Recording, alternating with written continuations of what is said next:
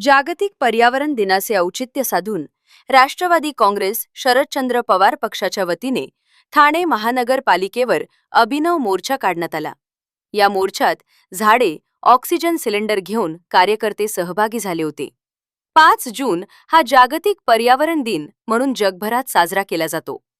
या दिवसाचे औचित्य साधून ठाणे शहरातील पर्यावरणाच्या असमतोलाच्या निषेधार्थ राष्ट्रवादी काँग्रेस शरदचंद्र पवार पक्षाच्या वतीने गणेशवाडी ते ठामपा मुख्यालय असा मोर्चा काढण्यात आला।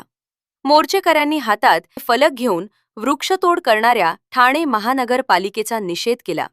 राष्ट्रीय सरचिटणीस डॉक्टर जितेंद्र आव्हाड यांच्या उपस्थितीत तथा जिल्हाध्यक्ष मनोज प्रधान यांच्या नेतृत्वाखाली ठाणे महानगरपालिकेवर अभिनव मोर्चा काढण्यात आला।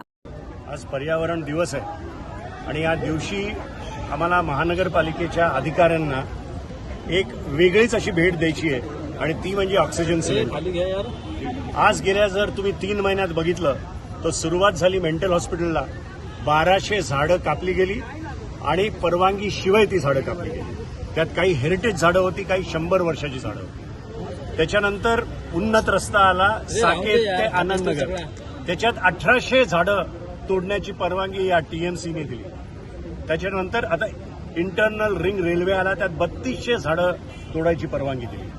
आता आपण ठाण्यामध्ये हरित ठाणं, झाडांचं ठाणं असं समजत होतो, पण मॉडेला तुटली, तिकडे झाडं तोडण्यात आली। अदानी एसीसी सिमेंट घेतलं, तिकडे झाडं तोडण्यात आली। ग्लॅक्सोमध्ये ओबरॉय आलं, हजारो झाडं तुटली। रेमंड्स दिवसा ढवळ्या 100 झाडं तोडते। त्याच्यानी फरक काय पडलाय की गेल्या 2 महिन्यात AQI इंडेक्स 18 दिवस या ठाणे शहरात 200 पेक्षा वरती होतं। म्हणजे कालांतराने ठाण्याचं दिल्ली होतंय की काय असा झालेलं आहे दिल्ली। अशा प्रकारचं वातावरण या ठाण्यात आहे। 37-38 डिग्री क्लायमेट झालेलं आहे आणि हे कशामुळे झालंय तर या बिनडोक टीएमसीच्या अधिकाऱ्यांमुळे झालेलं आहे।